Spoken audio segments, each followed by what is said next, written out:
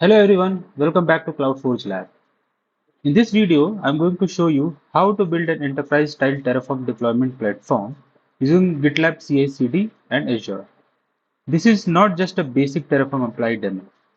What we are building here is a modular infrastructure deployment architecture with separate Terraform states, reusable modules, GitLab pipeline orchestration, selective deployment, manual approval, and stack-based infrastructure deployment.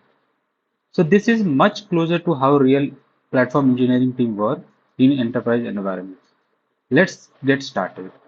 First, let me show you the repository structure directly in GitLab as I pushed my code to GitLab already. At the top level, I have modules, environments. Currently, I'm using the just dev, pipelines, and the root GitLab CI file.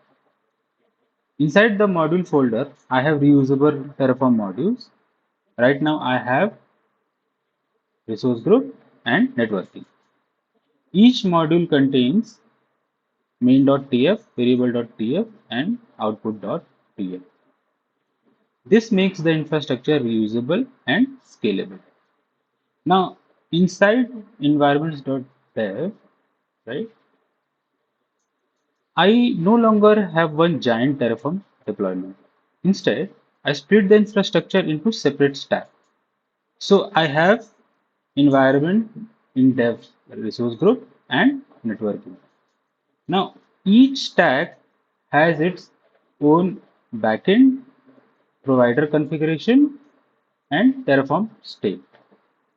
Okay, this is very important enterprise Terraform concept. Instead of keeping everything in one large state file, we isolate infrastructure into multiple smaller states. That gives us better scalability, smaller blast radius, faster pipelines, and independent deployments. Now, let me show you the backend configuration. So inside a resource group backend file, I'm using Azure Storage Account backend.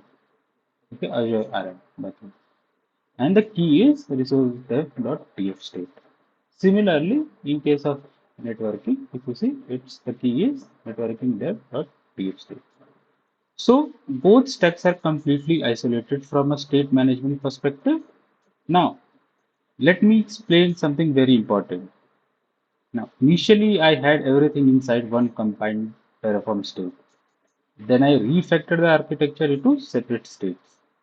But when you do that in real enterprise project, you cannot just deploy infrastructure because that would destroy and recreate resources.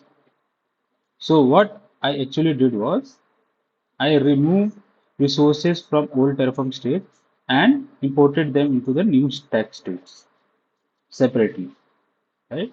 So the resource group state was in this resource group backend, and the networking state went to the networking backend, which is the blob with this name for networking, and for resource group, this is the name. So the commands I used was like Terraform state remove to remove the state from the original file. Remember that only removes the state from the state file and it doesn't actually remove the actual resource. Okay, and then I ran Terraform import to migrate the ownership cleanly. Now, this is a very important real world Terraform skill because enterprise infrastructure constantly evolves over time. Okay, so now let's look at the networking module. If I go into the main.tf, okay, this is the module that I'm been using. So if I go here, this is the networking module. Here I'm creating virtual networks, subnet, network security group, and network security group association.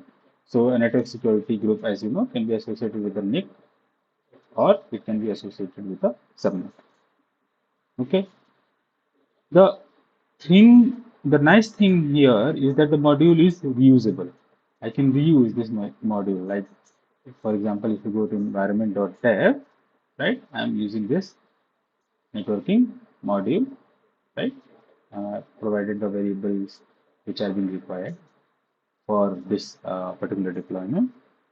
So later on, I can deploy this not only to dev, but I can use it for QA, prod, or entirely different region just by changing inputs. Okay, so this is as far as configuration, Terraform configuration that we have done this for this demo. Now let's move to the CI/CD part because this is where things become really interesting. Okay, let me go to the pipeline folder. So inside the pipeline folder, I have separate pipeline definition for each stack. So I have pipeline resource group and a pipeline for networking. Now each tag contains validate.yml, plan.yml, and apply.yml, as you can see here. This gives me modular CI/CD architecture. Okay, so now let's open the root CI, GitLab CI and YML file. Okay, here I define stages. Okay, pipeline inputs. Okay, and include statement. One important thing here is the use of GitLab pipeline inputs. Okay, so because of this, we get a drop down when we run the pipeline. So we don't have to type things manually. Okay, we can use a drop down. So when I run the pipeline, I can choose either resource group or networking. Now this creates a much cleaner deployment experience instead of typing anything. Right? Now let me explain the include section, okay, of this pipeline. Because this is a very important GitLab CI/CD concept. So instead of putting everything into one huge YAML file, I split the pipeline into smaller modular files. Okay. GitLab internally merges this file together during pipeline execution. This is very similar to Terraform module. Okay. So Terraform uses modules for infrastructure modularization, and GitLab uses include for pipeline modularization. Okay. This becomes extremely useful in large enterprise repositories because different teams can manage different pipeline sections independently. Now let's open the pipeline file. Okay. So suppose inside validate for networking, I'm using the Docker image, right? A custom entry point, right? And a rules-based execution. So if you see in the root, we have declared a variable deploy stack, and which is like taking the inputs like from there, which will be a drop down. Okay. So if you for networking, if the deploy stack is networking, then it will go for deploying the network. Okay. One important thing here is the, as I said, is the rule stuff, rule where we are deploying. Okay. Okay. Now, so as I said, if you select networking, it will do networking validate, then plan and apply. Similarly, if you do for a resource, it will do validate, plan and apply for resource group. Okay, and apply is a manual.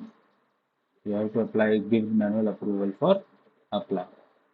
Okay, the apply stage is intentionally manual. This is another enterprise best practice because infrastructure changes should usually require approval before deployment. Okay. Now let me show you the GitLab pipeline UI. So if I go to here, build and pipelines, okay, click on new pipeline, and then here you can select whether it's you have to go for networking or you want to go for resource group. So if I say keep it networking, I can say new pipeline. So the pipeline or the flow become validate networking, then plan networking, and then manual apply networking. No unnecessary job run in parallel. So what happens if you have everything in a single state file or the modularity is not there, then Resources where you don't have any changes, those will also get deployed. Okay, of course, if there is a dependency, those need to be deployed together. But if there is no such dependency, this is the best practice that you can have. Okay, this creates a much cleaner deployment experience. Another important thing here is that each stack can evolve independently. For example, network can have its own approval, compute can have separate deployment logic, and AKS can have separate security scans. Okay, like if you're deploying AKS, of course. All this scales very nicely over time. Okay, now let me explain or talk about authentication very quickly. Okay, so the pipeline authenticates to Azure using service principal credential stored securely inside GitLab CI/CD variables. Okay, I am not using easy login inside the pipeline. This is important because enterprise pipeline should never depend on personal developer authentication. Okay, later this architecture can be upgraded further using Azure Key Vault, OIDC Federation, and passwordless authentication. So this design is future ready. Okay, I can show that to you, the variable that I have used. So if I go to settings and I go to CI/CD and if I go to variables, these are the variables that I have declared. Okay, so let me go to the pipeline and see the status of the pipeline. What's the status? So you can see 1 minute ago, and the plan has run. You can go and check the plan. Since I've already applied this, you will find no infrastructure changes, and then you can apply that. If you see here, the apply step did not execute automatically. Okay. Now similarly, we can select from the drop down. If I go to say pipeline, I can select resource group and click on new pipeline. It will start deployment for the resource group. Right? It will start deployment for the resource group. So now let me summarize what we achieved in this project. So we built a modular Terraform infrastructure. So again, one thing is, let me show you the Terraform state as well in the total. Okay, just let me find out the resource groups and everything that I have been using. Let's go to there. Working backend.tf.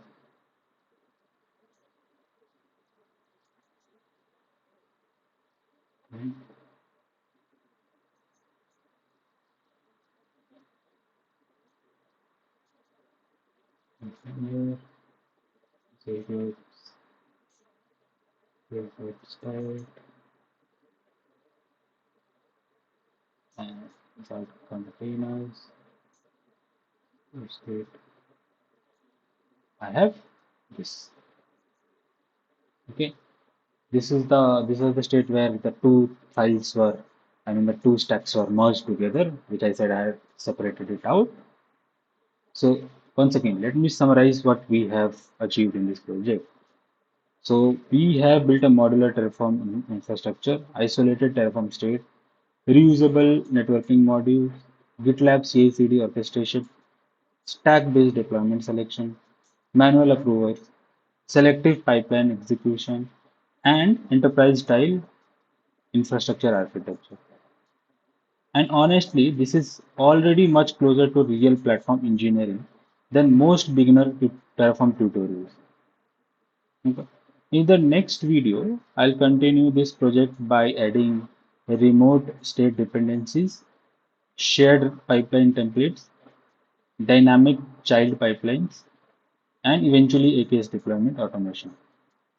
So if you want to learn real enterprise DevOps and platform engineering patterns, definitely follow along. If you enjoyed this video, please like, subscribe, and share. I'll see you in the next one. Thank you.